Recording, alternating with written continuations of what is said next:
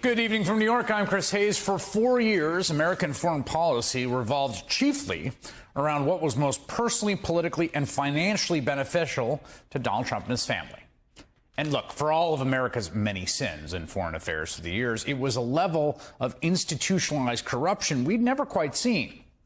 Of course, we know the ex-president solicited foreign interference in his re-election from a nation desperate to defend itself, looking to spread disinformation about his political rival, which led to his first impeachment. There are some new revelations about that. We'll talk about that later in the show.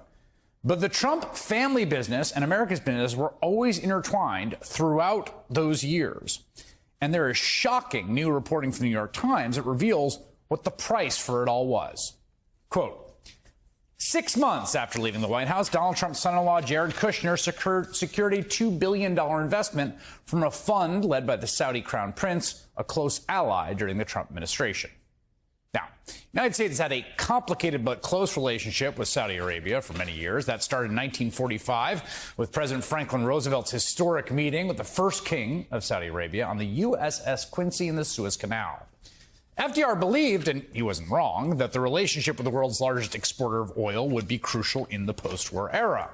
And in the interest of maintaining access to that affordable supply of oil, the U.S. has looked away from a whole lot of corruption and human rights abuses committed by the authoritarian monarchy. And that was just par for the course for many decades. That said, the Trump administration really did take it to a completely new level, elevating Saudi Arabia to essentially America's most important ally. Here's what I mean. Usually, American presidents make their first foreign trip to one of the two nations we border, Canada or Mexico, occasionally a European ally, not Donald Trump. No. His very first stop on his very first foreign trip was, you guessed it, Saudi Arabia, where they quite literally rolled out the red carpet for him. The ex-president elevated the Saudis to #1 ally, and he participated in the ceremonial sword dance, awkwardly bopping with the music. He then joined the Saudi king and the Egyptian president in this strange photo op with a glowing orb. Since that trip, the Trump administration continued an incredibly close relationship with the Saudis and honestly basically did whatever they wanted. I mean, the ex-president withdrew from the Iran nuclear deal to the great praise from the Saudis as well as the Israelis, who had been at odds with Iran for decades. He sold Saudi Arabia billions upon billions of dollars worth of weapons. Now, you may remember when he presented this poster board touting the sales at an Oval Office meeting with Saudi Crown Prince Mohammed bin Salman in 2018. And Trump publicly took Saudi Arabia's side when they began a strange blockade of a U.S. ally, Qatar, a country that, keep in mind, hosts the largest U.S. base in the entire region, with American service members there when the whole thing started. At the core of all this was Jared Kushner, the ex-president's son-in-law and senior advisor, who ran the Trump administration's foreign policy in the Middle East. At the beginning of the Trump administration, Kushner developed a close relationship with the Saudi Crown Prince, Mohammed bin Salman, the guy who basically runs the country, often referred to by his initials, MBS. Jared and Mohammed had regular private conversations that concerned some U.S. officials. In fact, the New York Times reported the two men were on a first-name basis, calling each other Jared and Mohammed in text messages and phone calls. Kushner traveled to Saudi Arabia multiple times, making a personal visit to Riyadh in October 2017. David Ignatius reported in a piece for the Washington Post that, quote, the two princes are said to have stayed up until nearly 4 a.m. several nights, swapping stories and planning strategy. And their relationship continued even after MBS had a Washington Post columnist murdered for criticizing his reign. You might remember journalist Jamal Khashoggi was lured under false pretenses to the Saudi consulate in Istanbul, Turkey, where he was killed. His body was dismembered with a bone saw. The CIA concluded that MBS, Jared's buddy, his texting pal, directly ordered that savage murder. But that didn't seem to disturb Donald Trump or members of his administration who just shrugged their shoulders and moved on. The ex-president was more concerned with his billion-dollar arms deal. Will Jamal Khashoggi's case affect the way you deal with MBS or other Saudi officials? We have to see what happens. A lot of work's being done on that, and we're going to have to see what happens. I don't like stopping massive amounts of money that's being poured into our country.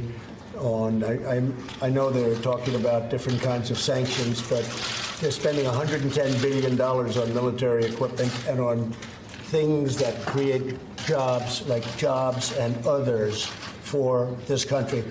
Yeah, he was real focused on the jobs. Now, 2 weeks after Khashoggi's murder, Secretary of State Mike Pompeo arrived in Saudi Arabia, all smiles as he greeted MBS. Hey, buddy. Woo, how you doing? Yeah, look at that B-roll. Just two chaps laughing it up. At the end of the visit, Pompeo announced that the U.S. was giving Saudi Arabia a few more days to conduct their investigation into Khashoggi's disappearance. I mean, a tough investigation, right? I mean, who did it? The Trump administration then basically just dropped the issue. Jared Kushner kept up his bromance with MBS, the guy who apparently ordered the murder, working the relationship practically up to his last day in the White House. I do wonder if they ever texted or talked about it.